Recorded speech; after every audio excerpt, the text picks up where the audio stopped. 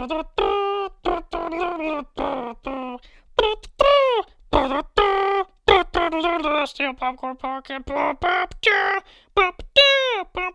it. That's the intro. Hello and welcome to another episode of the Stale Popcorn Podcast. I'm your host, Steven, and with me as always is my co-host, Christopher. Chris, what's new? What's good? What's new, first of all, there's a couple new movies, and what's good, I would say, Chinese food's pretty good. What do you think? Depends on where you go, really, Anyway, I bet you're just flush with announcements, aren't you, Chris? Oh, flushed? You know what? What would have been a good idea? You know what would have been a real good idea? Is if I had pulled these up beforehand. For some reason, it just chopped my mind here, and not me stalling. All right, naturally, I'm out of storage. No worries. It's giving me some hoopla. But let's see here. All right. I was going to pad out the time, but this is more entertaining waiting for you. What do you mean, pad out the time? I was going to flick through like 1,000 photos my daughter took when she took my phone here. All right. Mine does the same thing. Yep, like a lot of pictures of like her knee forehead and forehead, or just like her eyes staring directly into the camera. All right. Yep. Sony Pictures and Apollo have made a $26 billion all-cash offer to buy Paramount. Really? Yeah. We could get a nice Spider-Man, Top Gun Maverick, crossover that everyone's been hammering for. What else is Paramount? Mission Impossible. We can get Ethan Hawke. What's his name? Ethan Hunt. Ethan Hunt. Morbius. Takeover. Oof. We got. There's no end to the possibilities. Yeah. What else is Paramount? Wait, so that went through, or is it just in an talks? offer? They just made it cash, all cash, in a couple of duffel bags. Yep.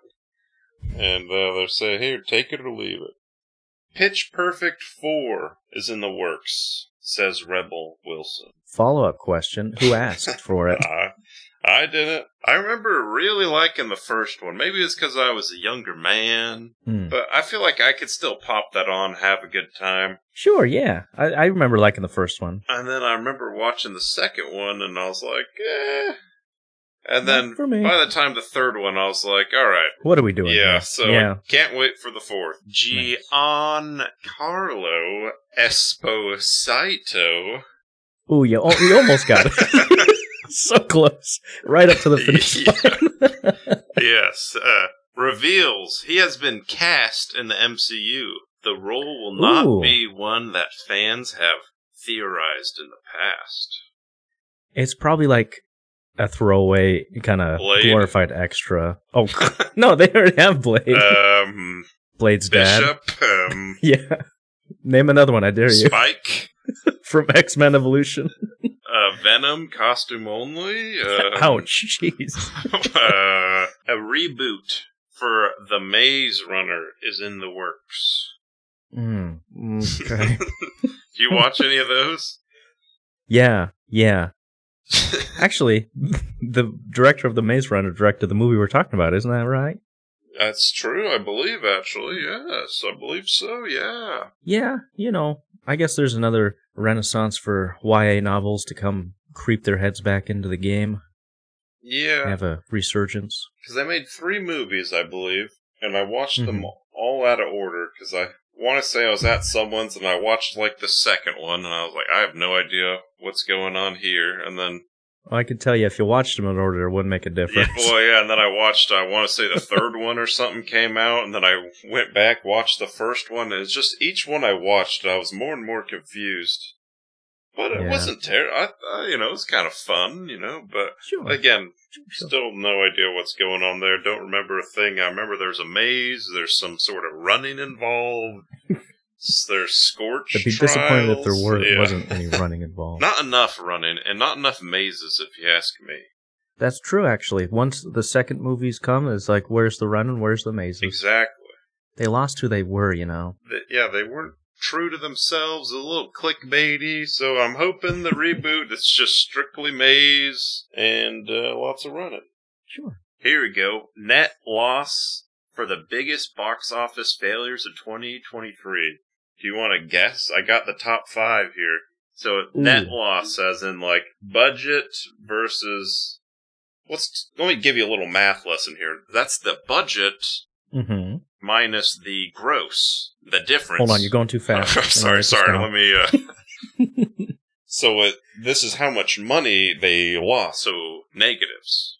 Explain it to me like I'm 5. No, I'm just kidding. All right, so I'm just kidding. Go ahead with the list. No, you get. I want to see if you can get any of these. Oh golly gee, I don't even know what came out last year. I'm definitely not padding for time to look up 2023 movies. I'll give you. There's 2 superheroes. Can you get those? Oh, the Marvels is one of them? That is number 1. You want to just take a shot in the dark? How much that lost? I don't know, like 100 million. 237 million. Yikes! Yeah, wow. You watched that? That was that movie stunk. I started it and I got distracted with clicking a pen or something, and thought that was more interesting. That's a good choice there. Indiana Jones, is that on there? Oh, it sure is. Number 3, minus 143. Blue Beetle? Incorrect. Aquaman? Incorrect as well.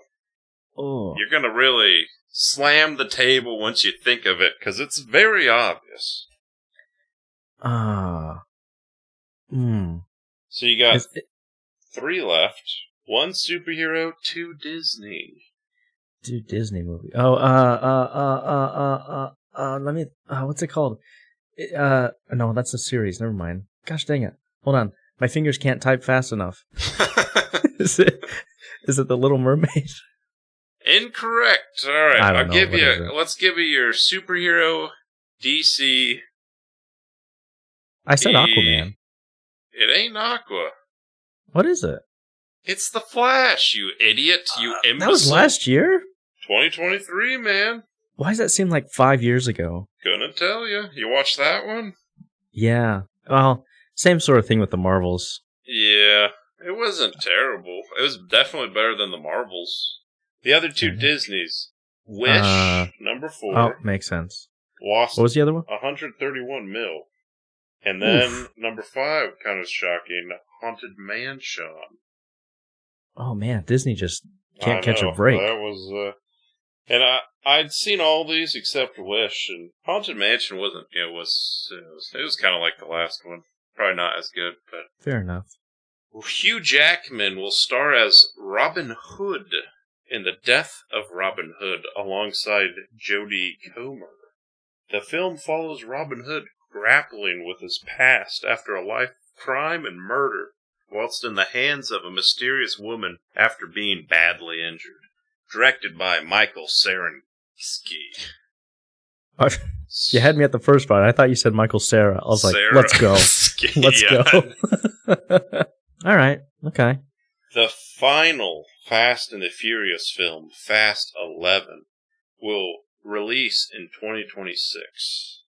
Now, is it really going to be the final one? That's what I was going to ask. I'm like, there's no way. Don't tease me, because I'm ready for it to end. No. I had never seen the films. I think I'd seen one back in, 89 or whatever, but we went through marathon them last year in preparation for Fast X.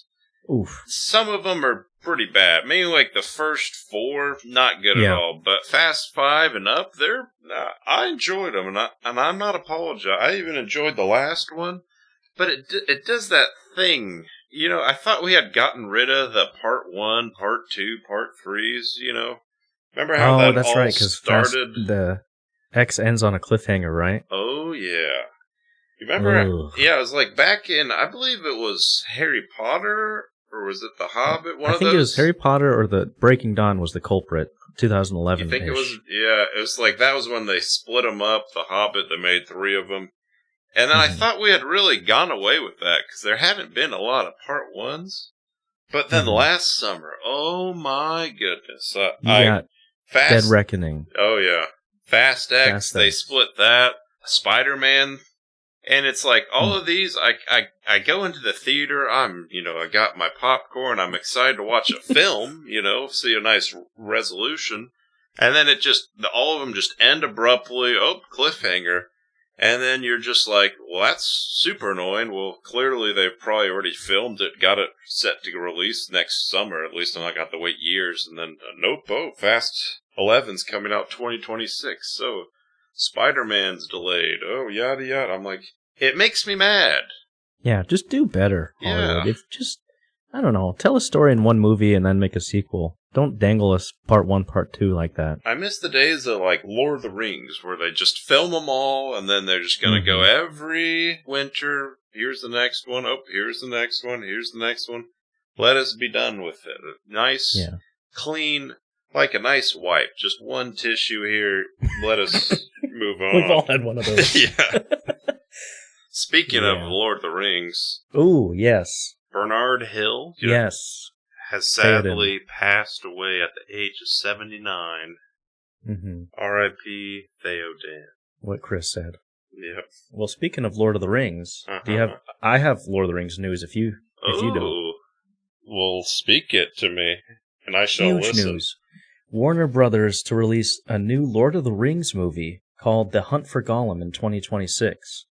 Peter Jackson is to produce and Andy Serkis to direct. Did you know about this?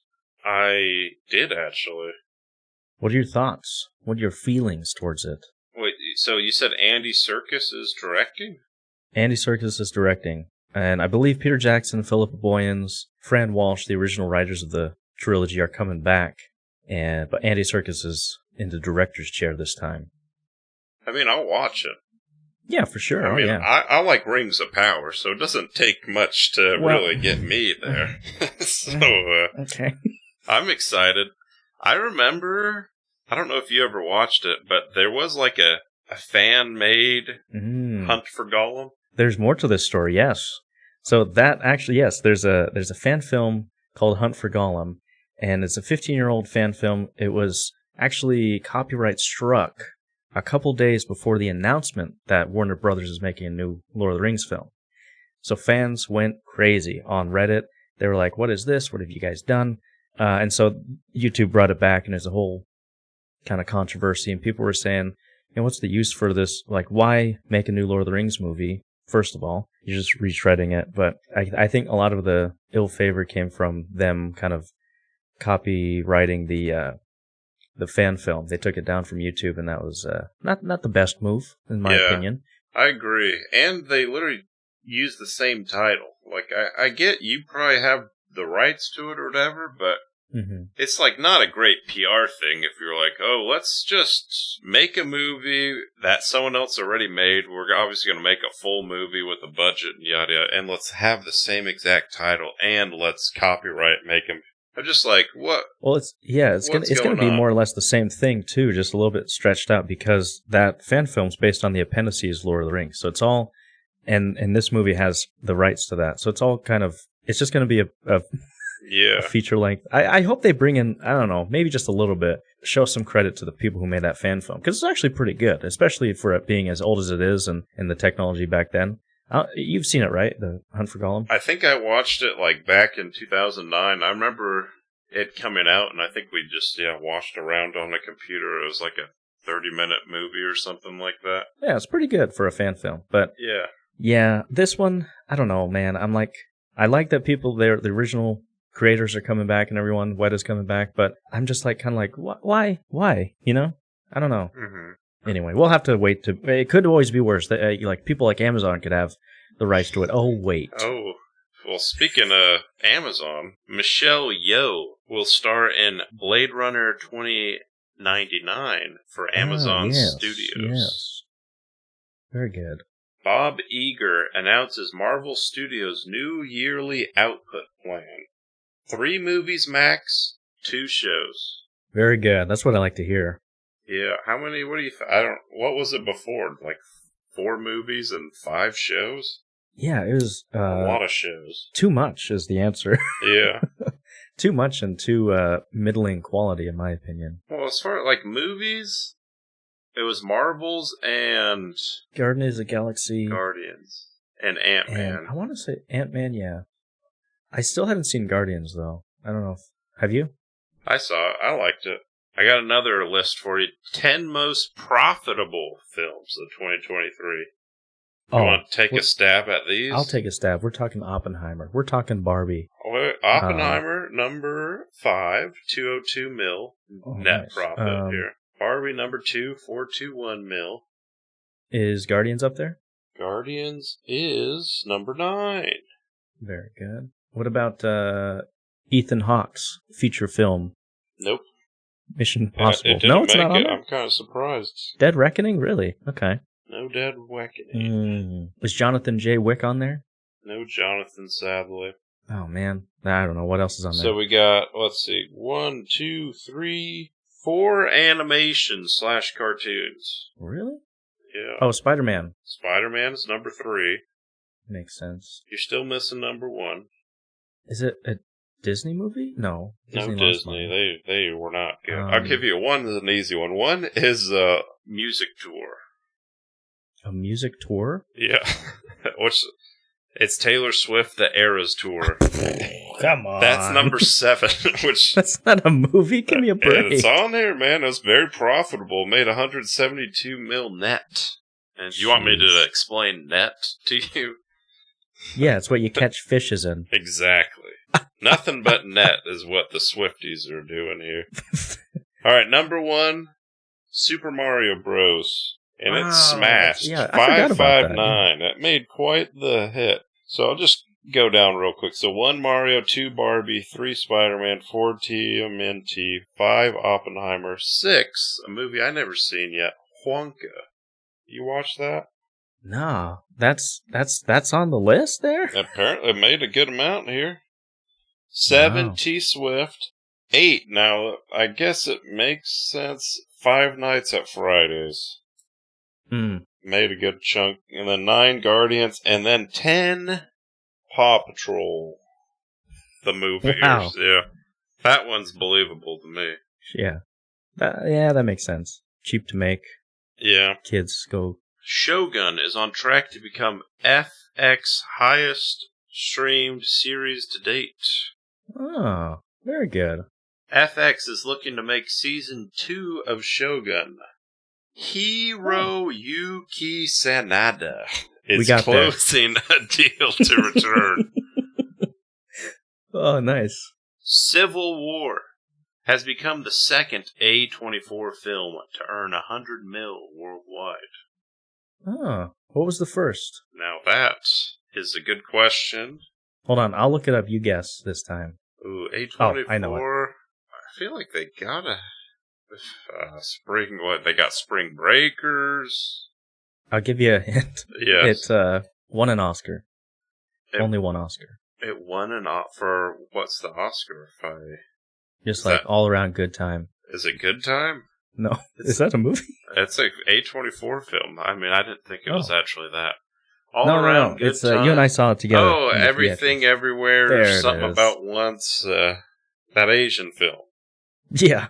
The one Everything with the Everywhere eye. All at Once, that Asian film. Yeah. Yeah, I forgot that was A24, if I'm being honest. Good film. Great film. Kevin Feige says Marvel is comfortable being the underdog again. Quote, I prefer being able to surprise and exceed expectations. It does seem like the last year has set us up well for that. Sean Levy adds, quote, you have to live under a rock not to know that the last few Marvel movies have failed to ignite the world in a way that so many did. That sounds like corporate talk for, we know we screwed up. Yeah, that's, we're doing this here, you know. We're pivoting, you know. Okay. Denis Villeneuve. Denis Villeneuve. We got there. Made a deal with Warner Bros. If he delivers Dune Part 2 on budget and on time, he can feature Anya Taylor-Joy as Alia Atreides in the film, despite her simultaneous filming commitments for the studio's Furiosa. So apparently Villeneuve did that then. Yeah, he was under budget. Was this a hostage negotiation? I guess. Yeah, so that's the only reason it was there. That's probably why she was only there for 30 seconds, because she was too busy Fury Roading, if you know what I mean. Sure, yeah. Marvel has expressed interest in casting Dwayne Johnson as the X-Men villain Apocalypse. Now I got qualms for a couple of reasons. Okay. Chief of which, I don't know if... I don't know. He's just got one of those faces where it's... I would just see The Rock, you know? I prefer someone lesser known if they're going to be having a big baddie. And plus, I just don't like it. I don't like him. I don't like that he pisses in bottles. I don't like his bald, shiny head. No, I don't. I prefer, if you deposit your excretions in an appropriate place. Anyway, what are your thoughts? Well, I think we already seen The Rock in Egypt, and he can't top that Mummy Returns Scorpion King CGI. He was also in Black Adam. As well. All right, that's enough Egypt, man. Enough of it. Go to Timbuktu and dig yourself a hole and die. I don't know. Hey, he's fine. I don't hate him that much. No, I hate him. Yeah, I just can't really imagine him being a good villain. What are you supposed to do? Are you going to put him in a mocap suit? You either do a mocap suit or do him just like normal and put some blue makeup on him. In that case, he'd look even weirder. You know what I mean? So just get someone like your Josh Brolin, who's a good actor, who can act, and then do the mocap on his face and whatnot. Mm-hmm. Just do that, Disney and Warner Bros. Will team up to start a new streaming bundle that includes Disney Plus, Hulu, and Max, arriving this summer in the U.S. They all realize that streaming sucks. So Right, guys, we were losing money every single week. We need to do something. What's next? They're going to get all the people to combine into one package, and then in order to pay for it, they're going to have to do commercials in between. And then you're going to have to pay for a dish the size of a trash can lid to put on top of your house, and a man to come in and connect it to your TV. Give me a break. Yeah, and then I'm going to have to go steal the cable from the neighbor. It's just work for everyone, guys. Come on. It's just more steps for everyone. Yeah. First teaser for The Bear Season 3. All episodes released on June 27th on Hulu. Hey. So a little over a month. I'll be excited for that. I enjoy the show quite a bit. For sure, yeah, definitely. Speaking of June shows, you got The Acolyte, which I don't know what that is, but that's on June 4th. The Boys... It's advanced Star Wars for nerds. What's streaming service? Disney. Oh, it is Star Wars. Yeah. All right. The Boys Season 4, June 13th. House of the Dragon Season 2, June 16th. Very good. And then The Bear. So June's gonna be popping. Yes. Very good. Very good. A 9-film Saga. Saga? Sega Genesis? Saga? Sega? What is it? I think it's Saga. Yeah. That's true. 9-film saga is planned for the modern Planet of the Apes movies. Quote, "We thought this is crazy ambitious, but here we are, we're at 4. You think they're going to get to 9? Ooh, we'll talk about that maybe. I don't know. That seems very presumptuous. I mean, they're at 4. They're almost halfway there.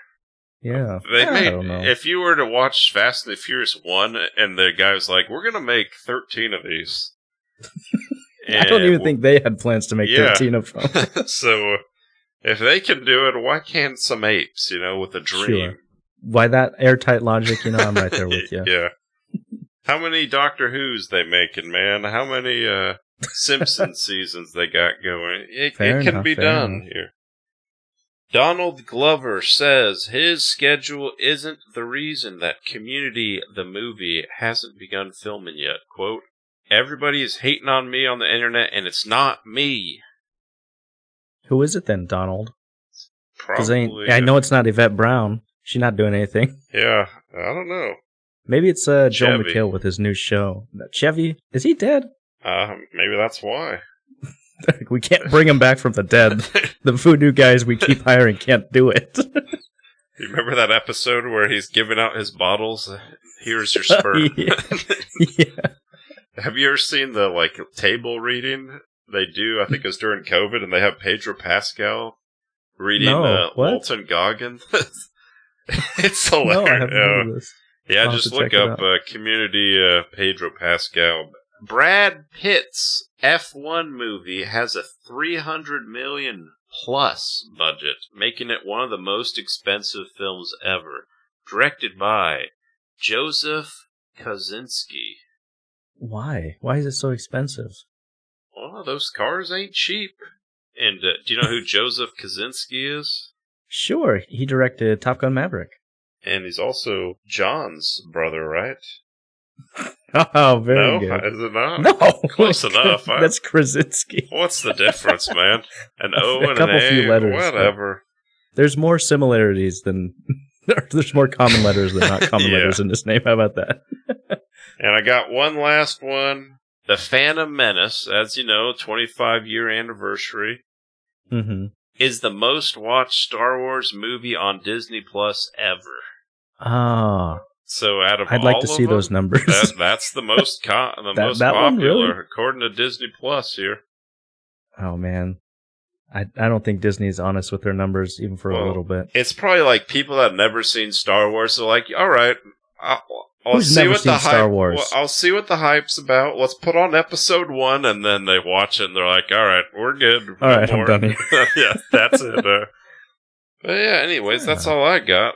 Short couple announcements. How about you? Very You got good. any announcements? I don't have any, but what I do have is a question for you, and that question is what you been watching lately? Oh, pull up a chair. Oh boy, Pop here a we cold go. one. We got films and films. Let's speed round it. All right, we're talking 1996's Sphere. Have you ever heard of this? Fear as an F-E-A-R? F-E-A-R. No, I've seen Primal Fear. That's a great film, actually. That's the one with Edward Norton, right? Ed Norton, And yeah, Richard. yeah. Well, Fears, I want to say, it's one of Mark Wahlberg's first films here, and he plays a little creep. When does he not? And he's like a high school, thriller, yada yada. It was like a 3. I wouldn't really recommend, but it wasn't the worst. Sure.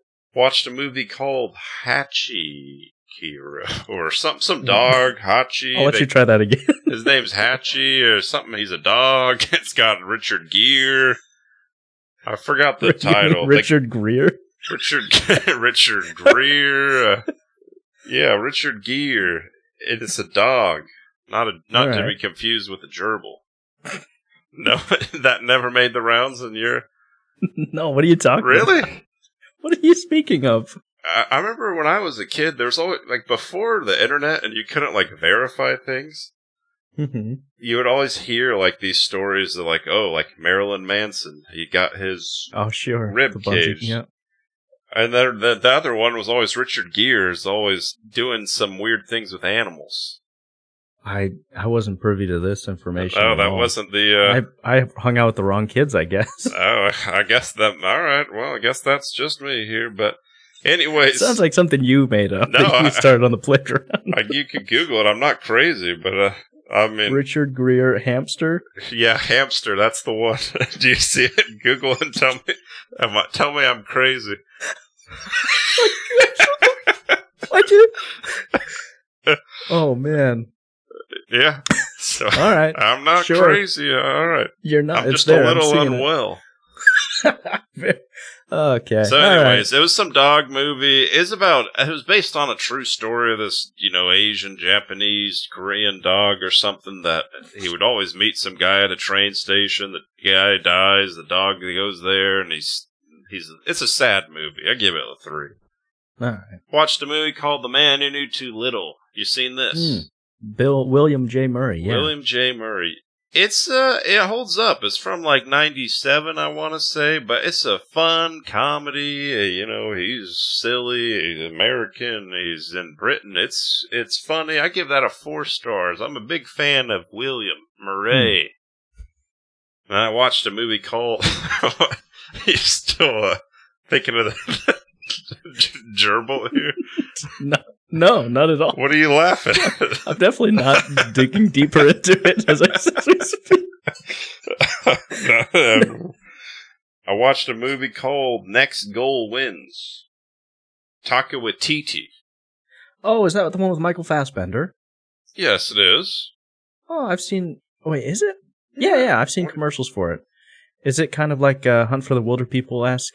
Kind of... It wasn't. It's probably his worst movie. Well, I guess it's not... Worse than Love and Thunder? It's a little better than Love and... It's about Love and Thunder. Maybe a little better. Oof.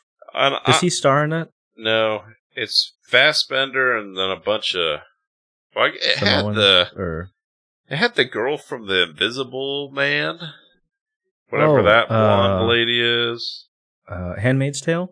Lady? Yeah, Handmaid's. Elizabeth Moss. And it had Lego Batman guy, Will Arnett.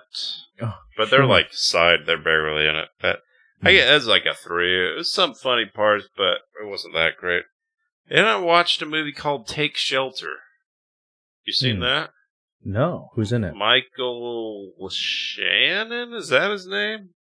Michael Shannon. Man, he's in Shape of Water, that great film. I always get them mixed up with Ray Liotta, even though they look nothing alike and aren't in any similar movies. But for some reason, I always get the two mixed up. So I thought he was dead until I saw this movie. Is he not? Ray Liotta is. Oh, but Ray Liotta Michael Shannon. Michael Shannon's the name.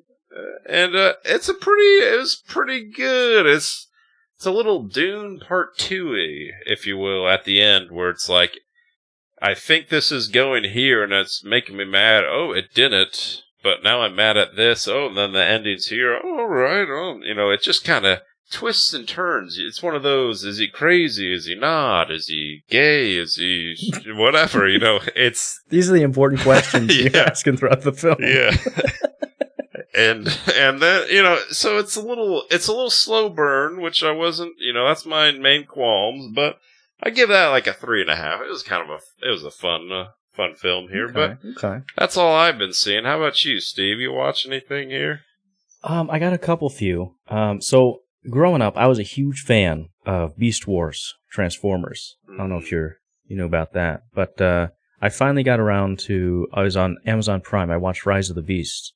And I get now the feeling that people get when they're like, Transformers, Michael Bay ruined Transformers and all this stuff. Because, it was just not good at all. Like, one of the worst. And I was watching it. I definitely flirted a little bit more than a couple of times with that 10-second skip button, you know what I mean? It just was, just wasn't good. I don't recommend it. I used to have the computer game with Beast Wars, and my brothers and I used to play all the time, so I was waiting for all these cool Transformers, that's all anyone wants to see is just the Beasts transforming into robots, that's all. But, just disappointing all around. And I watched another movie on Netflix, because I took my wife to watch Kingdom of the Planet of the Apes, and that was my movie of the week choice, and so she's like, I want to pick one for us to watch, and we watched Mother of the Bride with Miranda Cosgrove. You ever hear of this one? No, but I heard of Miranda. Good on her, by the way. She hasn't aged a day. iCarter, right? Yeah. Okay. This one, it was your typical Netflix drivel. So Miranda's getting married, and her fiance's dad used to date Miranda's mom. So hijinks are inevitable. They ensue. They are worked on. You got Chad Michael Murray in there, but it's just a typical gross little rom-com from Netflix. Yeah, if you like that stuff, I bet if you love Too Hot to Handle, then you'd like this one. So, all right. There you go. But yeah, that's all I've been watching this week. Oh, I saved it for the end, but I watched not 1, not 2, not 3, but 4 Planet of the Apes movies. Gosh. Just to prepare Can I guess which for this. ones? Can I guess which ones? Oh, sure, guess. We're talking Rise of the Planet of the Apes? Yeah, okay. Dawn of the Planet of the Apes? You're doing okay so far. War for the Planet of the Apes? Very good. And the 2001 remake starring Marky Mark J. Wahlberg, Planet of the Apes. That is 100% correct. You're way better at guessing these than budgets and gross and nets. But yeah, I watched all these, so I'm the guy, because it'd been years since I'd seen these, and I just wanted to be... Do your homework, yeah good on you. Unlike you, I take full callous and, professionalism. I want to dive into this movie with full-on research here. I want to know exactly what's going on, all the references, the Easter eggs. We're talking references. There's callbacks. There's foreshadows. They're in there, I trust me. So, yeah, if you got any questions, I'm the guy.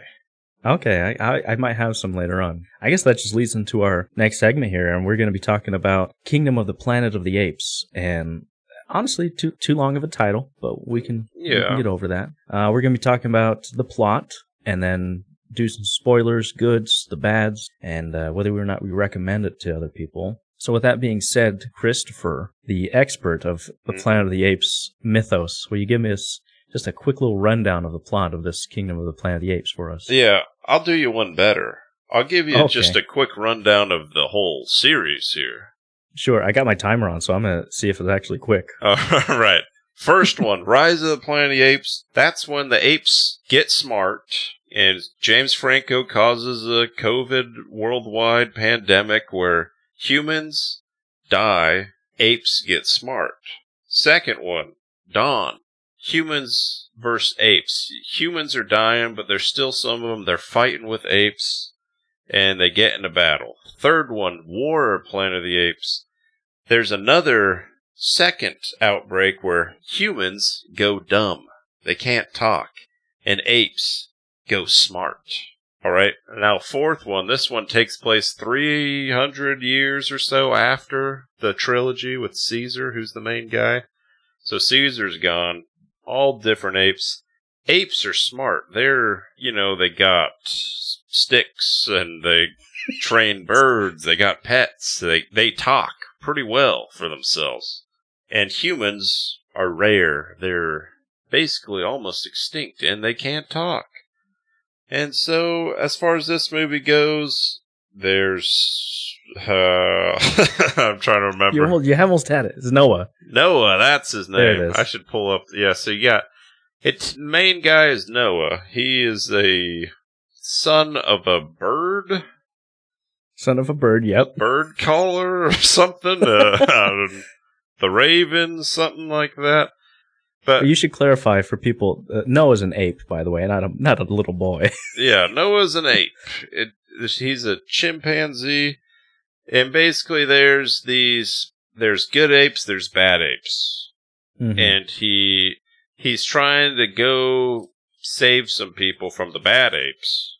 And he runs across a human woman, and she's different because she is a little more smart. We'll just say that.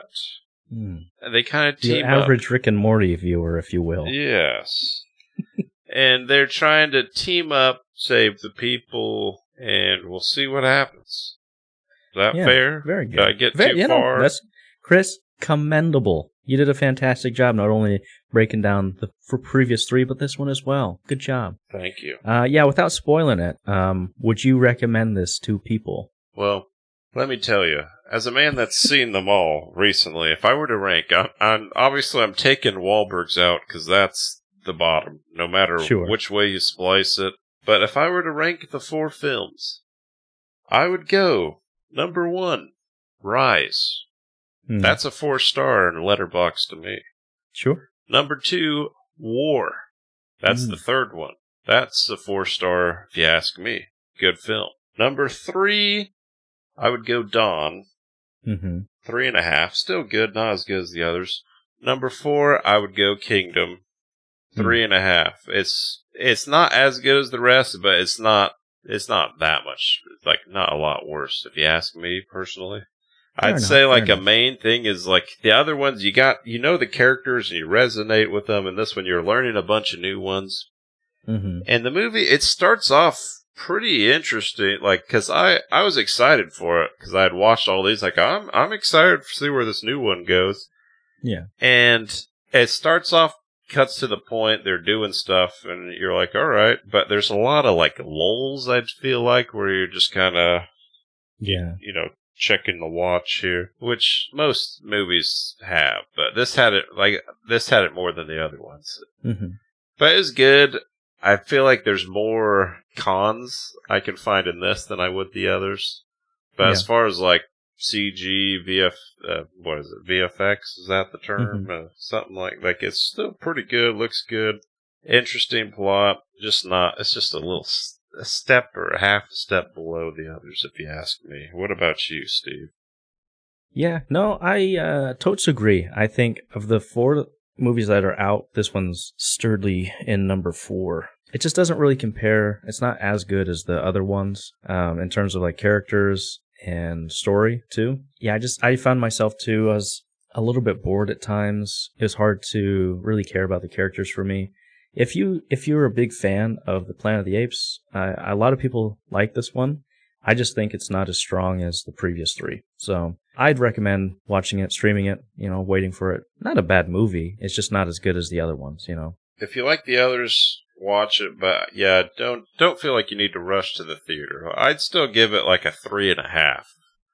So it's not one I'd say you gotta watch, but it's still pretty good if you ask me. Well, how about you? You're not getting it that high? I wouldn't give it that high. I'd maybe a little harsh, but I'd say 2.5. Ooh, wow,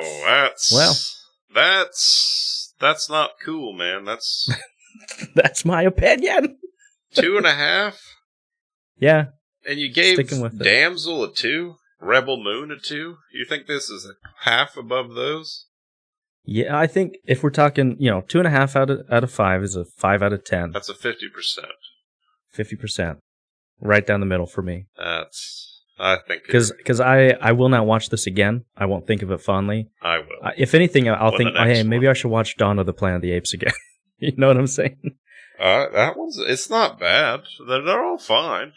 Right. That's what I'm saying. It's just a middle movie. It's a middle movie. All right. We'll get more into this, but I got all of them up here.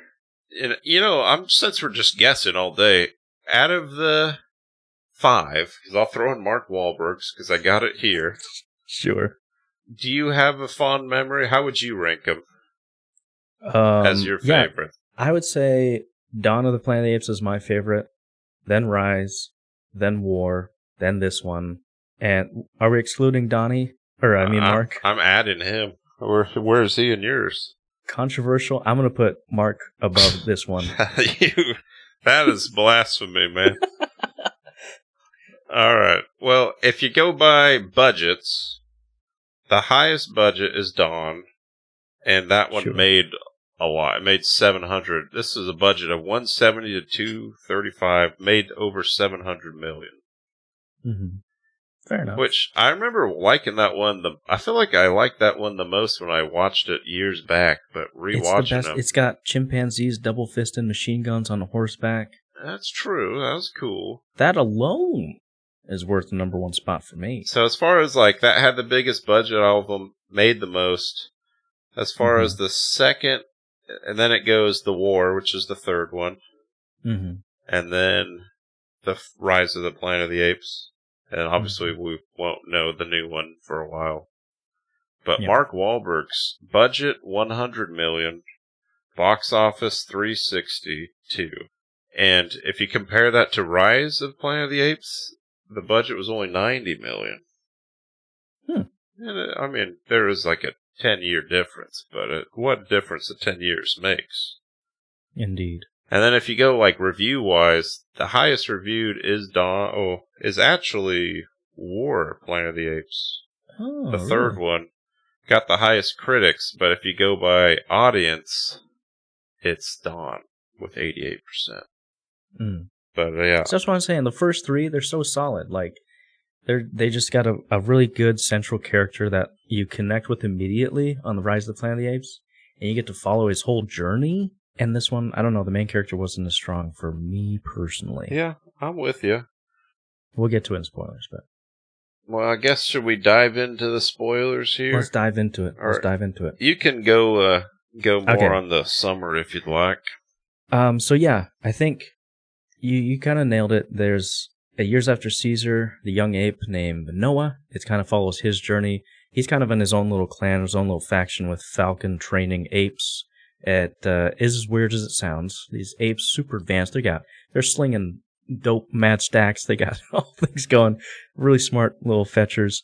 Hijinks ensue when that woman comes along and he teams up with another ape orangutan named Raka, and you find out that the woman is named May. She can talk, and she's not as stupid as the other humans. They're brought into Proximus Caesar's camp, or kingdom, if you will. He's the main antagonist. He's the ape in the trailer that goes, yeah! So they're brought into his encampment, and basically he's got a bunch of slaves working for him, real Caesar-like, and real Roman Empire, if you will. And he's trying to break into this vault, because the vaults are leftovers from the humans, and they have technology and guns and all this stuff. So he wants to get in there, bust it open, and learn more. Yeah, that's pretty much spoiler plot, right? Anything else happened in there? William H. Macy's in there. Yeah, that was kind of random. And super random. It was kind of lame. It kind of reminded me of, you remember The Great Wall, where Willem Dafoe's in it for like 15 minutes? Yeah. And he's just this like annoying Weasley guy. And I'm like, this is a good actor Give me here. Something, yeah. I want him like yelling, Dr. Grant says that's a bad idea. There it is. Yeah, no, it just seemed like William H. Macy needed to make car payments or something, so he's like, let me do this movie real quick. Yeah, he's in there for a minute, and really kind of pointless if you ask me. He's kind of Proximus Caesar's little librarian nerd who teaches him about reading and writing, and teaches him about, what's his name? Caesar, in the Roman Empire. The Romans. Yeah, so that's kind of where Proximus Caesar gets his idea to reign and create his own little domain and stuff. I thought that part was interesting. And then along the movie, May teams up with Noah and his little ragtag, couple of other little apes. They sneak into the vault, and turns out May is not all she appears to be, because she has a secret mission. She goes in the vault, sneaks in with Noah, and she takes out a little what is a computer memory stick or something? Hard drive, yeah. For alternate purposes, for her own reasons. And kind of just GDFOs out of there, really just screws him over. And I don't know, that's it. What else is there? Yeah, I think you got it pretty well here. It kind of ends, and Noah's like, can apes and humans live together or something? And she's like, I don't know. I don't know. And then he's like, all right, here's my necklace. That's the end. Yeah. Oh, and she gives the hard drive to other humans who are living in a bunker, and they turn on a satellite to communicate to other humans. That's the end. I guess that's kind of, there's other people. They're like, hello, you can hear me. Oh, wow. They communicate. So there's those are the humans spoilers. that are still got the technology. They're in the bunkers with their hazmats, trying not to get the virus. So it's looking a little scary for the apes here. Yeah, a little bit. So I guess I have qualms. I have some. You better have a lot of qualms if you're bringing this down to this is better than Mark Wahlberg's one. Listen, I got to peek into your mindset on how you feel about movies, because I looked at my watch a few times, and that exit was looking pretty attractive. If you ask me, I was like, is this how Chris feels when? Because like it was too long. It's like 2 hours 30 some odd minutes. I'm like, what are we doing here? Like, you could have told this much faster. I was getting a little frustrated. Yeah, it's just way too long for me. I was like, there's so much fat you could have trimmed. And, like, I don't know. It just seemed like a lot of wasted time. A lot of just dumb meandering. It seemed to me like, I don't know if you remember, back in, like, 2014 when Fox was making the new Fantastic Four movie. And they're like, we have to make this movie so that we don't lose the rights to the intellectual property. This is what that felt like to me, where they're like, oh, we got this, let's dust us off the shelf, blow off the dust, and let's see what we got here. Let's make a movie real quick so we don't lose the rights or something. It seemed like that to me. I don't know, it just doesn't seem like there's a whole rich history in this world, and it seemed like a random place to kind of put your foot down, like, we're telling this story, like right here, from here to here, that's where we're going to do our next 3 movies. And I was like, why? I don't know. It's a start to a new trilogy, and I'm like, the main character, I don't connect well with enough. I don't know much about him. It doesn't seem like he's as engaging as Caesar was in the last 3, and I don't know if he can hold a franchise. Am I talking to a wall here? You get what I'm saying here? Yes, I know exactly. I know what you're saying, and I agree with you. It's too long. That's a con for every movie I'll ever put here. It's 2 hours and 25 minutes, and you could have cut that under 2 hours. Like I was saying earlier, it starts off like interesting. They're getting the eggs, they're climbing up. Oh, get the eagle egg, and it's probably like 40 minutes before the town gets attacked. And I can't really remember anything else that happens. He's like, oh, there's birds. He's like, my dad doesn't like me. My dad, doesn't respect me. And then they get attacked, and then there's like an hour before anything else happens, really. Oh, let's walk down in this cave. Here's another monkey, Caesar, yada yada. Yeah, it definitely. I agree with that. It seemed a little long. I'd say like something that bugs me is these are smart apes, right? And it seemed like in the first one, Caesar's really smart, and he plans the whole breakout, and they go to the zoo, break some more out.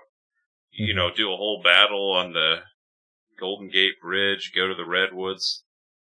And this is like 320 years after that, and the apes are getting smarter, and you can see they're more evolved, they're talking more. But it feels like they didn't really, they probably went from the Bronze Age to Stone Age to Bronze Age, maybe? Yeah.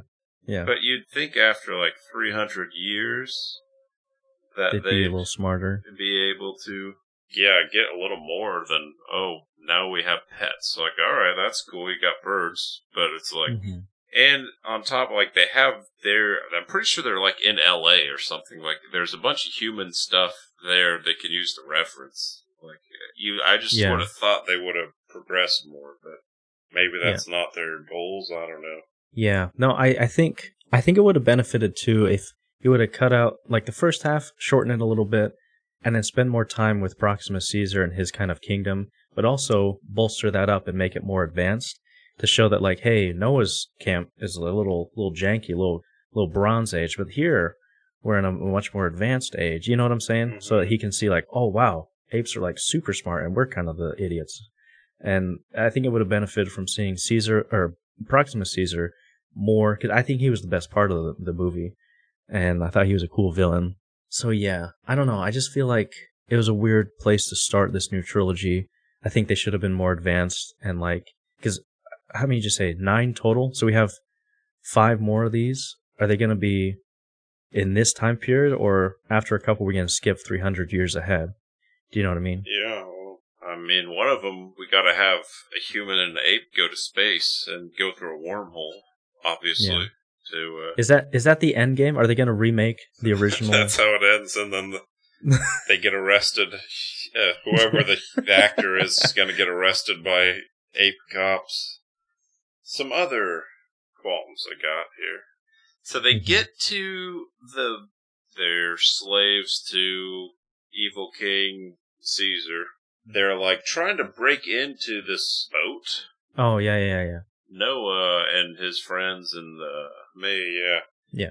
They just climb up and then go from the top down to it. Yeah. I'm nobody thought of that? Yeah, why? You guys are supposed to be smart. Yeah, that's... is it that simple? It wasn't they had some secret way to get in. They were just oh, well, this is locked here. Let's just climb and go down. And that's literally what they do. Stuff like that. There's the part after they get down, they open up the door, and the apes are out there. First of all, their plan was to just open the door and then blow it up and run. Just hightail it, yeah. Not a great plan. But it's you open up the door, it's pretty slow, and then there's apes there because it's the middle of the day, and this is where they work, I'm you couldn't have waited till night or something. Yeah. And then she ends up blowing it up, so she runs, and the other guy knows the plan or whatever, and he's don't do it, our apes are here, and she's yeah, I'm gotta do it, can't let them get the stuff. And she lights the thing, it blows up the dam, and this water flows through, and so she just like walks up the steps on the side 10 feet away, and she's fine, and all the apes are like, oh crap, they run into the not a single ape thought to move to the left. They run into this confined, ship thing, and they're all like, and then somehow all of the good apes live, or most of them at least, but every single bad ape except the king died from that. And it's like, they get up there, and I'm thinking like, oh, there's some good, some bad here, because Noah is just getting his trash kicked, and he's getting beat, and you're like, oh man, too bad it's not all good apes here. And then randomly he pulls a Pirates 3, like, yo,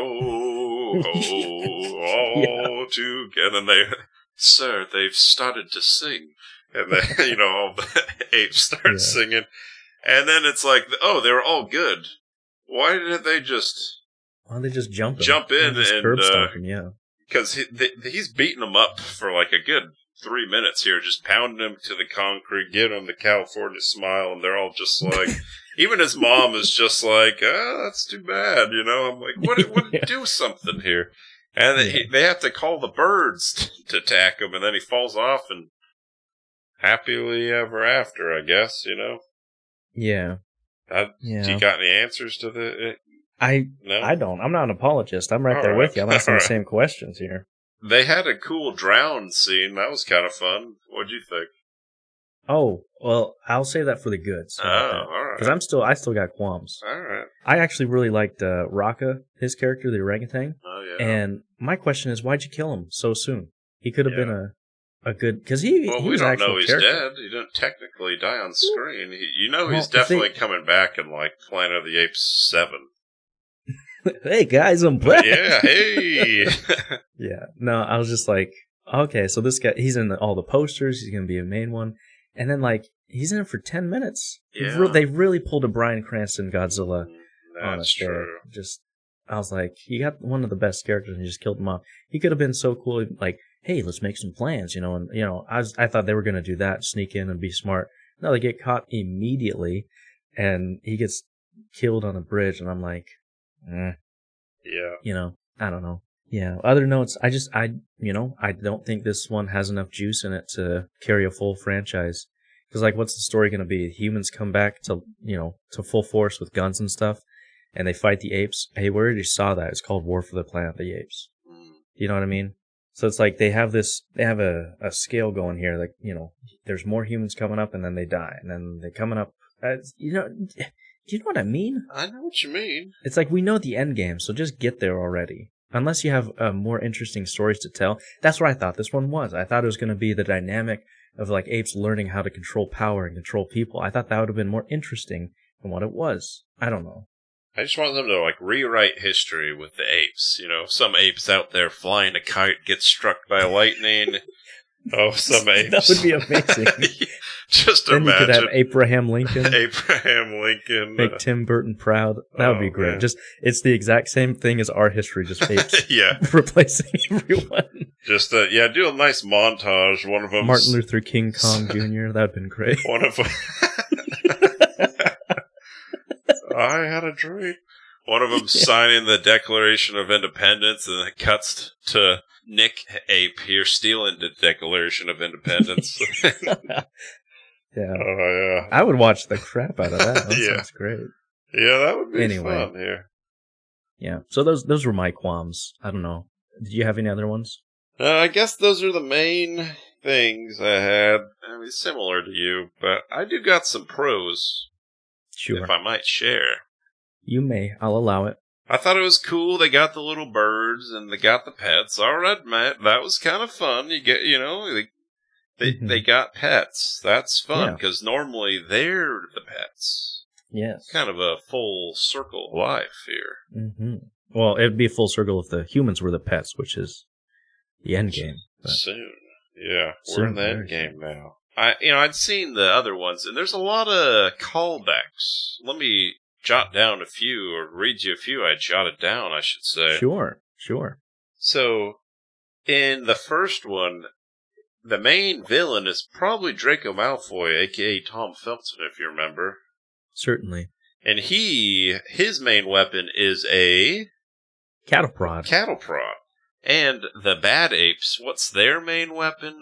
A cattle prod. That's what I call a callback here. You got the bad guy, he's poking them with it, and it's working.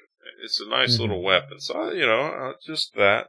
They also got, the necklace is the window, if you recall. Of Caesar's, yes. Caesar's window, and then that's kind of their symbol here, their Mockingjay.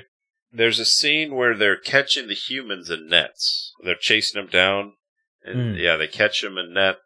And in the first one, they show a scene of how the scientists, how they get the chimps is people in, wherever the jungle was, they catch the chimpanzees in nets. Like they're herding them out. So it's kind of, callback to that. And then this one, it's a little of a stretch, but do you remember what the first words Caesar says in Rise of the Planet of the Apes? No. No, as in, are you saying it or you don't remember? Am I? No, that was this one, yeah. He says, no! Yeah. In this one, what's the first word a human says? Yes. No, she says, she's getting caught and she says, no! She says no, but it sounds like, she does say no, but it sounds like no, and I'm counting. She shouts out no, so I'm counting that. You might need to do some calisthenics after that stretch, but. And then they do the whole together strong thing, which Caesar does in the Rise of the Planet of the Apes. So got a lot of callbacks here, and I thought it was I was just being a little introspective, real Easter egg. Oh, look at this cinematography and this foreshadowing and this. Oh yeah, Oh yeah. So yeah, what about you? What pros you got? So I'd say the best part of this was the technical aspect of the films, or of the film, and I'm talking the VFX, the CGI, all that jazz, all the artistry.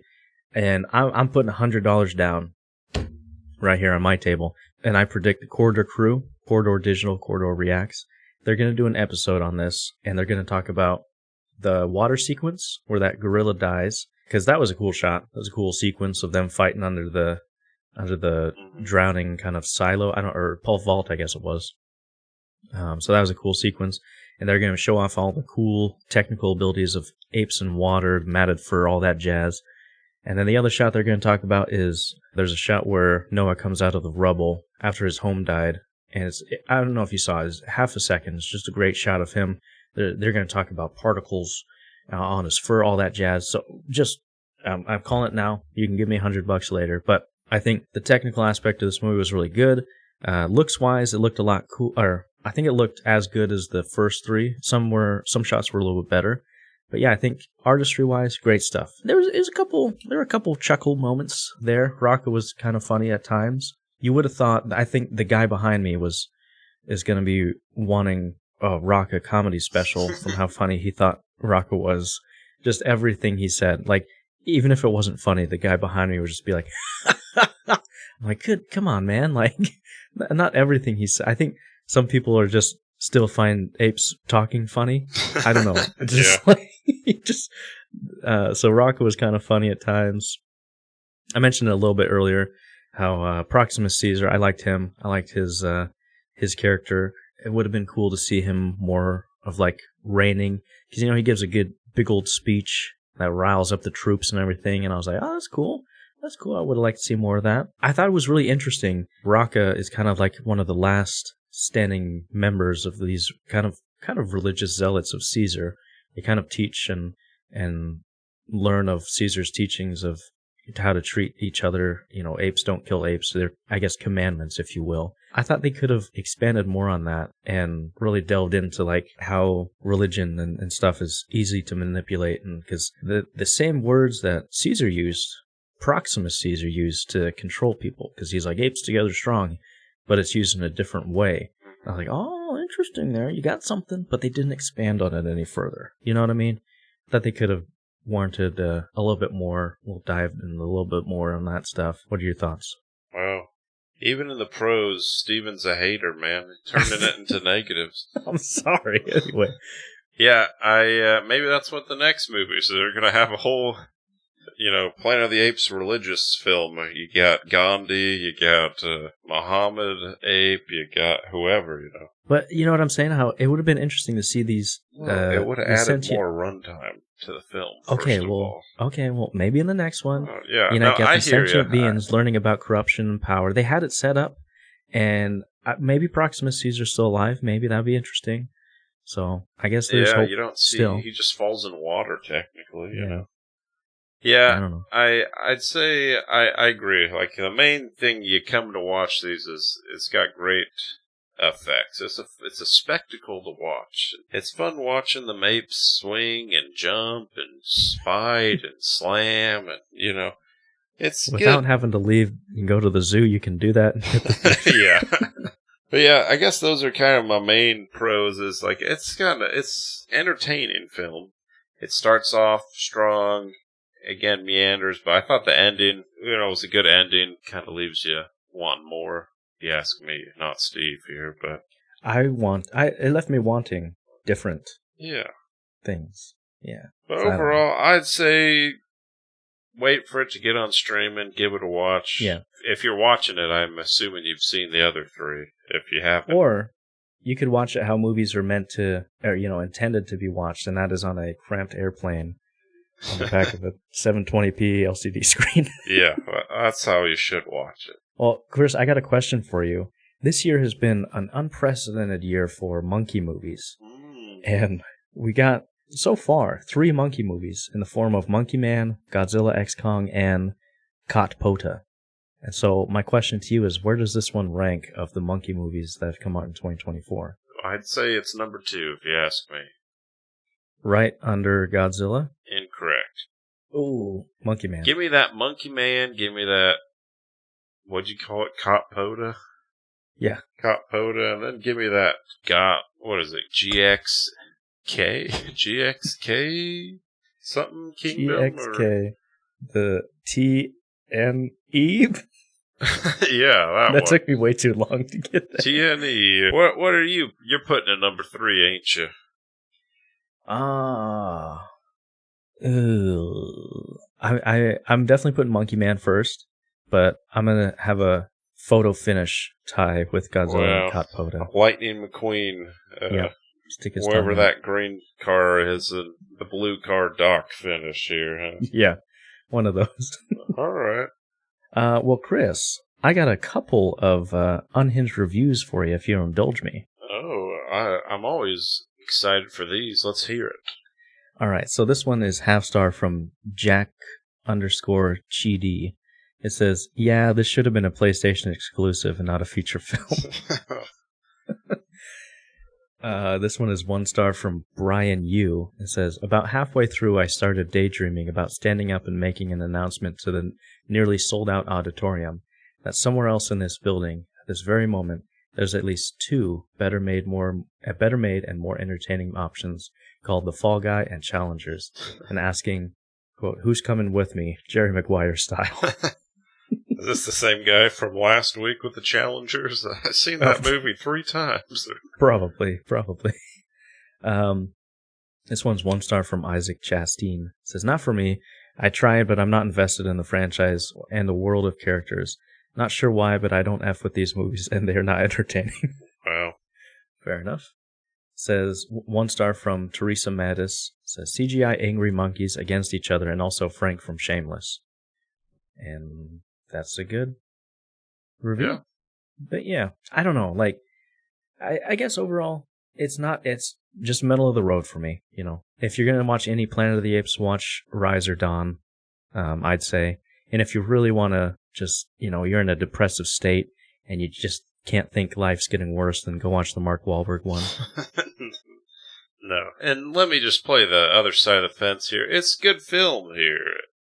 Don't watch the Mark, okay? I did it. It starts off kind of interesting, and if you want a movie you're checking your watch, that's the movie you're going to be checking your watch. He makes out with an ape in that spoiler. Yeah. I rescind my... I do put that at the bottom, because now that I think about it, it really fumbles the third act. Yeah. So I apologize. I see my mistakes, but that one's worse than this, But yeah, it's probably not the best out of these, but I'd still say it's better than your average film, if you ask me. Yeah. If I'm going on movies of this year, it's probably top 5. And I'd say it's completely average. If you like the other ones, I think it's like those. It's not as good because you don't got the same characters, but it's still entertaining, if you ask me. So I'd say watch it on streams. If you're still listening here, Joe, if you're commuting to work, don't let your boss give you crap about your ponytail. And have a good Monday, because this one's for you. And be sure to like and follow us on Instagram and YouTube. And thanks for listening. Chris, anything else? Yeah, just another shout out to Joe, man. He's our number one subscriber, our number one fan, a true pophead. Good luck to you this week, Joe. I hear they're making cutbacks, and I wish you the best. Go ahead. It won't affect you at all. I promise you that. Just try and get Severance is what I'd say. But anyways, the action of Severance and the show. Yeah. Well, yeah, thanks for listening, and you have a good week. Bye. Bye. That's it. That's the intro.